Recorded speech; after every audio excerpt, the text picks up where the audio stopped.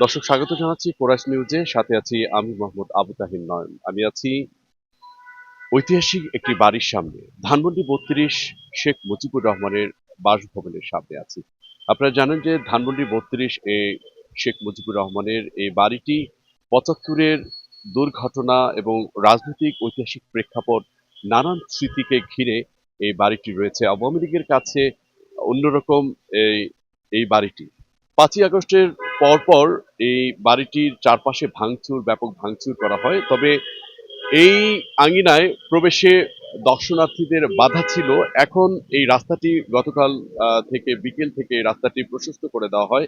এই সড়ক দিয়ে আহ, রিকশা এবং সাধারণ মানুষ উন্মুক্তভাবে চলাচল করতে পারছেন।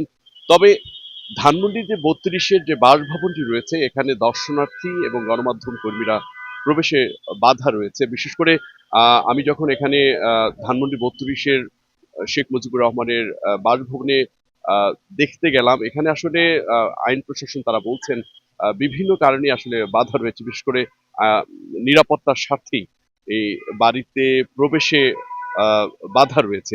আপনারা জানেন যে আহ, বেশ কিছু কারণেই আসলে প্রশাসন এই বাড়ির চারপাশে নিরাপত্তা নিয়োজিত আছেন এবং এখানকার সাধারণ যারা দর্শনার্থী রয়েছেন, বিশেষ করে এই পার্কের এর বাড়ির আঙ্গিনায় যে পার্কটি রয়েছে, এর চারপাশে যারা বিভিন্নভাবে আসলে ভ্রমণে আসেন, তাদের কাছে আসলে দর্শনার্থীর কাছে এই বাড়িটির সম্পর্কে প্রশ্ন করা হলেও আসলে তারা অনেকেই এ ব্যাপারে তারা উত্তর দিতে রাজি নয়, বা এই বাড়ির সম্পর্কে বা ৫ই আগস্টের প্রেক্ষাপট নিয়ে আসলে তারা কথা বলতে অপারগতা প্রকাশ করেছেন।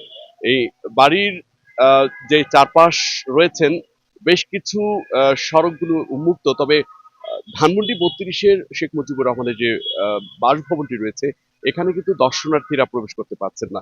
এবং এই বাড়িতে আপনারা জানেন যে ৫ই আগস্টে ব্যাপক ভাঙচুর করা হয়েছে। সেই কারণেই এবং নানান নিরাপত্তার কারণেই এর চারপাশে আইন শৃঙ্খলা বাহিনী নিয়োজিত আছেন। আজকে এ পর্যন্তই। এই বাড়িটি আঙ্গিনা নিয়ে কোরাস নিউজের সাথে থাকবেন। আল্লাহ হাফেজ।